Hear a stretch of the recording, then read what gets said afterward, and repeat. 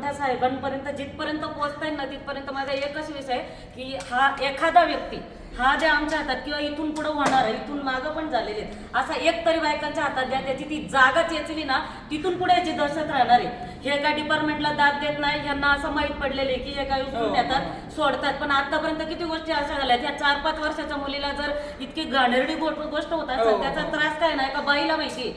इथून पुढं असा एखादा तरी ना आमच्या हातात द्या, त्याची ती जागा चेचली कापली तर कुठेतरी जो तिसरा तयार होईल ना की त्याला असं करावं वाटतंय, त्याला भीती वाटून थोडीशी असं नाही केलं पाहिजे. काय होतंय डिपार्टमेंट काय होतंय, उचलून नेतात परत सोडतायत, 6 महिने चालतायत, 3 वर्ष. आताही भांडलं आम्ही आमच्या उर्षाच्या पद्धतीने करायचं तेवढं केलेले, ती भाडेकरी म्हणून नाही. आज आमच्या गावचं एवढं मोठं नाव असताना जरी अशी गोष्ट येते तर आम्हाला इलाजच वाटते थोडीशी. यांच्या मार्गदर्शनाने आम्ही त्या दिवशी म्हणजे शाळेतली मुलं नेली, त्या बाईच्या घरी 2-4 वेळा जाऊन आलेले, पण जितकं पाहिजे तसं झालेलं नाही ना. या 4-5 जणी करून काय करणार. त्याच्यामुळे ना डिपार्टमेंटला असं माझं असं मत आहे की कुणी काय असं ना एक तरी कोण आमच्या हातात द्या, त्याला चेचू, तिथून पुढे थोडीशी दहशत तयार होईल. नाही तर काय दर 8 महिन्याला दर 8 दिवसाला विषय. रुपाली ताई चाकणकर पण या ठिकाणी आलेले नाहीत. तसं तर कुणीच आलेलं नाही, जरी आलं ना तरी आम्ही आमच्या गावापुरतं मर्यादित आहे. इथून मागचा मावळ आणि इथून पुढचा म्हणजे सगळ्या पोरे आमच्याच आहेत. पण आज उर्षात आले तर खेड्यापाड्यात का नाही गोष्ट पोचणार. मग त्याच्यासाठी आम्ही लढायला तयार आहे आणि आमच्या गावाला आम्हाला मदतच करतात. आमच्या सरपंच आहे सुधीर भाऊ सतीश भाऊ, आम्हालाही मदत आहे, त्याला आम्ही घाबरत नाही. पण मला एवढं सांगायचंय की तातडीने हे घ्या. कशाला यायला आता यांनी जर कबूल केले ना, कशाला यायला 6 महिने पाहिजे, कशाला यायला 3 महिने पाहिजे, द्या यायला पाहिजे तुम्ही. जर त्याला त्या परिस्थितीत तुम्ही उचलून नेता, आता त्या पोरीची परिस्थिती बघितली ना, तिच्या आईला नाही आम्ही डोळ्यांनी बघितलेली, असं वाटलं होतं तिथंच त्याला त्याचा. मग काय नाही आता तिला आमचं मत आहे ना. मग ते डिपार्टमेंट तुमचा कायदा तुम्हाला माहिती आहे, आम्हाला त्याच्याशी काही घेणं देणं नाही. पण एखादा तरी तोडवा, एखादा तरी कापा, त्याची ती जागा आहे. मी डायरेक्ट म्हणून कापा, तेव्हा त्या लक्षात येईल की हा काय त्रास असतो तो. तिथं थोडं दुखायला लागलं कळतं आपल्याला काय यातना होतात त्या. मला एवढंच बोलायचं, मला बाकीचं काहीच नाही. हा जिथपर्यंत निरोप पोहोचल तिथपर्यंत पोहोचवा, म्हणजे इथून पुढं थोडीशी दहशत तयार राहील. एखाद्याच्या वृत्ती जर आली ना तशी करण्याची काही असं करायचंय, तेव्हा त्याला वाटेल की बाबा इथं हा त्रास आहे, नाही केलं पाहिजे. आता इथून पुढे त्यांना माहित पडले इथून मागच्यांचं काय केलं आमचं होणार आहे. आता त्याला एन्काउंटर मध्ये मारला, तो येड्यातच जमा झाला. तो म्हणजे मावळ्यातली दुसरी गोष्ट नाही. ती भाडेकराची असो कुणाची असो, प्रत्येक आमच्या चांगल्या घरातल्या बायका शेतात जातात. म्हणजे आता पोरच सांभाळत बसायचं का.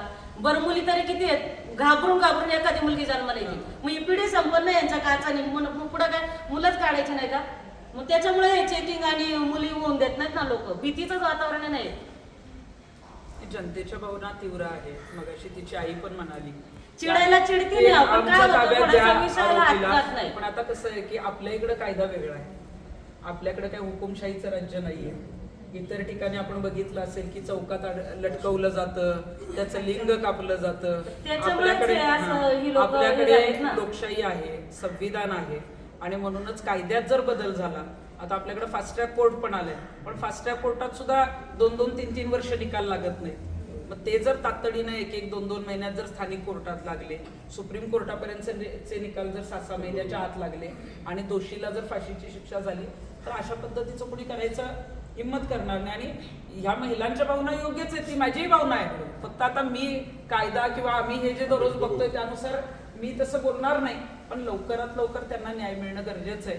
आणि तशी जर वेळ आलीच आणि अशा जर शिक्षा न्यायालयाच्या माध्यमातून व्हायला लागल्या नाहीत तर महिला कायदा हातात घेऊ शकतात. मालेगावलाही तुम्ही बघितलं, अगदी कोर्टाचा दरवाजा तोडून लोक आतमध्ये जायला लागली, कारण आपल्या घरातल्या मुलीला सुद्धा अशा पद्धतीनं कोणी करू शकतं म्हणून. आम्ही आमच्या मुलींना शिकवणारच नाही, अजून लहान मुली म्हणजे काय होतंय की एकतर दहशत, आपण घाबरतो की आपण मुलीला समजा आता शेजारच्याकडनं जरी आपण आपल्या मनात काहीच नसतं पण कुठं दुकानात पाठवलं किंवा काय ठेवण्याची गोष्टच राहिली नाही. आता कोण आपल्या शेजारी आपलं नातेवाईक सुद्धा असं करतोय. नाही, मुलींना सुरक्षित ठेवण्यात येऊ, पण आता काही गोष्टी आपण हातात घेतल्या तर कायदा आहे, कायद्यानुसार आपल्यावरही गुन्हा दाखल होतो.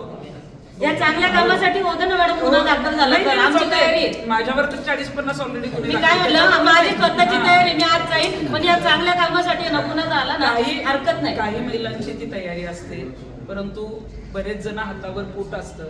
आपण भावनेच्या भरात काही गोष्टी करतो. आता मी याच्यामध्ये 25 वर्ष काम करते, त्यामुळे मी इथं जे बोलेन ते जबाबदारीनंच बोलेन. मलाही वाटतं ना की तुम्ही ज्या काही मागण्या केल्या ना त्या सगळ्या मला वाटतं भूमिका बघितली.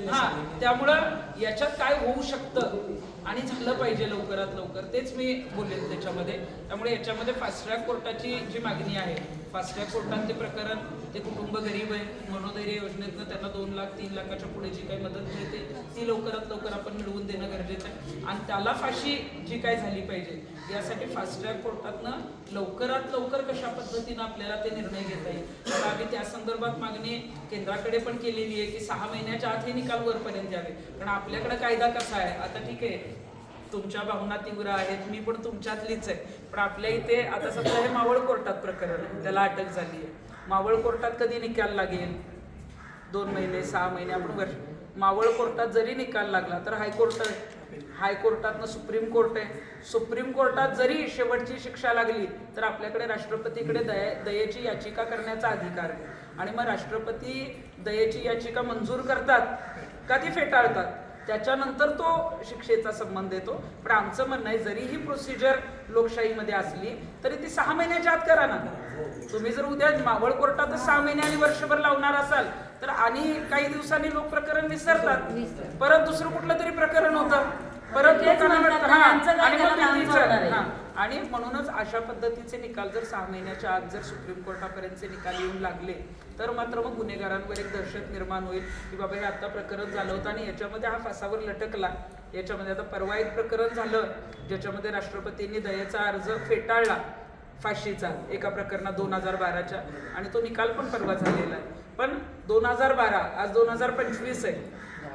आमचं म्हणणं आहे की आत्ता घटना झाली आहे तर यावर्षीच निकाल लागले पाहिजेत तरच. आणि लहान मुलींवरचं हे जे प्रमाण आहे ना, म्हणजे आपण लहान होतो तेव्हा असल्या कधी घटना ऐकलेल्या सुद्धा नाहीये. म्हणजे आधी तर एकत्र कुटुंब पद्धती होती, 15-15, 20-20, 25 लोक राहायचे, तरी सुद्धा कधी अशा घटना झालेल्या नाही. आणि आता ह्या ज्या घटना, कुठंतरी एक मानसिकता, काही मोबाईलमध्ये आपण बघतो की काही अश्लील व्हिडिओ येतात, आपण मुलांकडे व्हिडिओ देतो, तरुण मुलांकडे ते व्हिडिओ येतात, त्याच्यातनं ते कदाचित ते प्रवृत्त होतात किंवा या काही गोष्टी आहेत त्याच्यावरही काही गोष्टींमध्ये बॅन आलाय, काही गोष्टी बॅन आल्या पाहिजेत यासाठी अनेक जण लढतायत. पण याच्यामध्ये मात्र तुम्ही एकत्रित राहा आणि लवकरात लवकर तो न्याय मिळावा. वडगाव मावळ कोर्टात तरी लवकरात लवकर फास्ट ट्रॅक कोर्टातनं निकाल आला तर पुढे त्यांना लवकर न्याय मिळेल.